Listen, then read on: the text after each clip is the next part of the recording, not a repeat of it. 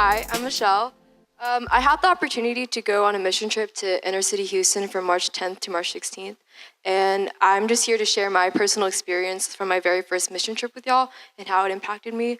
So starting off, before I went on missions, I didn't really have strong faith in God, if I'm being completely honest.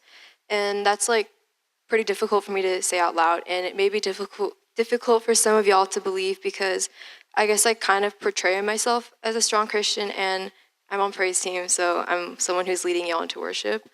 But I had a pretty weak relationship with God, and because of that, the main reason as to why I chose to go on missions wasn't like the best. I kind of just went because everyone seemed to go, and it seemed like it would be fun. But then along with that, I also did hope to build my relationship with God and learn more about him myself, while also being able to help others know about him, like expanding the kingdom then. But right before I went on missions, I started having a lot more doubts about God. I've always had some doubts about him, but then for some reason, these doubts grew a lot stronger as I was approaching missions. That it was becoming really hard for me to truly believe that God was even real. So I don't think I was really like mentally prepared to go on missions. I was wondering like, why am I even going? And I would complain to people about how missions was on spring break and how I wouldn't really have any break from school. But yeah, I had that mentality, and then I went on missions, and missions was completely different from what I expected it to be. So we arrived in downtown Houston on Sunday, and that day we were just preparing for the days that were to come. But then starting on Monday morning, we were constantly serving with multiple organizations. I thought that missions would be mostly like serving the homeless and then talking to them, but that was only a really small part of missions. But yeah, so that happened on Friday mostly, and I'll talk about that in a little bit. But so it was really cool to be able to serve a lot, to help with the communities in downtown Houston in various ways. But it was pretty hard for me to think about how I was serving for God. And then I kind of just saw it as serving others to help those in need without really like thinking about God. But then I had more of a heart-moving experience on Tuesday when we did a prayer tour around the broken communities of Houston. I learned how some people didn't even have one grocery store nearby, how there's so many children who don't have enough education or money, and how Houston is either one of the cities or it is the city with the most human trafficking present. I remember seeing Tent City, which is a bunch of people seeking shelter in tents under a highway, and it was heartbreaking to realize how I probably have driven on that highway without knowing that many people were right underneath me without a home. I also remember seeing Contrast Street, where one side of the street has like nice renovated houses, and then the other side has old houses that are falling apart. So the neighbors on opposite sides of the street most likely don't talk to each other because they probably have some negative mindsets toward one another, which made me really sad because people living on the same street wouldn't even communicate to each other due to their differences in wealth. And then while we were touring the city of Houston in our van, there was a moment where you could see the Houston skyline and see the neighborhoods of those in poverty at the exact same time, which is really crazy to witness and grasp. And I guess it just made me pretty like upset because we mostly focus on the beautiful part of Houston without recognizing or acknowledging that there's a really broken part there. So the prayer tour really just opened my eyes, and it helped me realize how much prayer really was needed in our beautiful and broken city. And then continuing on Wednesday, we started to serve and volunteer again. And I think the most valuable times for me when volunteering were when we had the opportunity to talk to those we were serving. So on Thursday, we went to Sheltering Arms, which is a place for those with Alzheimer's and dementia. And I talked to a man named Michael for the majority of the time that I was there. And it really hurt to see him not being able to remember his wife's or his kids' names. And he couldn't remember my name either. So then when I reminded him that my name was Michelle, he also then remembered that one of his daughter's name was Michelle, and then that like warmed my heart because it showed how one little thing can help someone remember like that. I don't know. But although Michael couldn't remember that much from his past, even his loved ones, it was truly amazing to see him completely remember God and how he used to attend church on Sundays with his wife.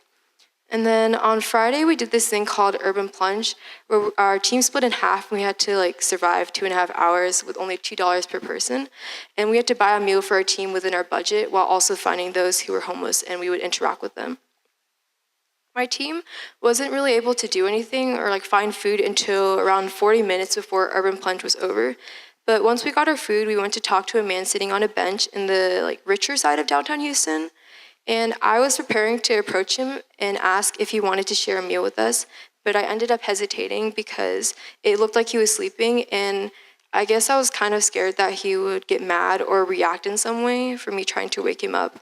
And this is a big regret that I have because we were told to have unlearning distance, which is a main thing we had during missions, where we learned to meet new people without having any negative stereotypes in our minds when interacting with them. But I failed to have this unlearning distance by automatically thinking that a homeless man would be a potential threat to me. But if no one else on our mission team chose to have unlearning distance and approach the man, he would not have eaten food the whole day. So we did end up talking to this man whose name is Richard. I think that's how you pronounce it, but he was just so sweet to us, and he constantly had a big smile on his face. And he was very open and loving, and when we asked him if he wanted any prayer requests, he only asked for more insight about God. And it was really humbling to hear how he just wanted a stronger faith in God without asking us to pray for any improvements in his life, such as being able to have more food, water, or shelter. And even though we only got to talk to Richard for a little bit, it was still a beautiful experience that I'm blessed to have. And now I know I only talked about the events we had of serving others. Personally, I think the most impactful events for missions were the little ones when we spent time with our mission team. So we got to sing a lot in the van, play a bunch of games together, share embarrassing stories that happened to us without fear of judgment because we all shared the embarrassment together. And then I think one of my highlights was when my team offered to teach me how to play basketball without me even asking.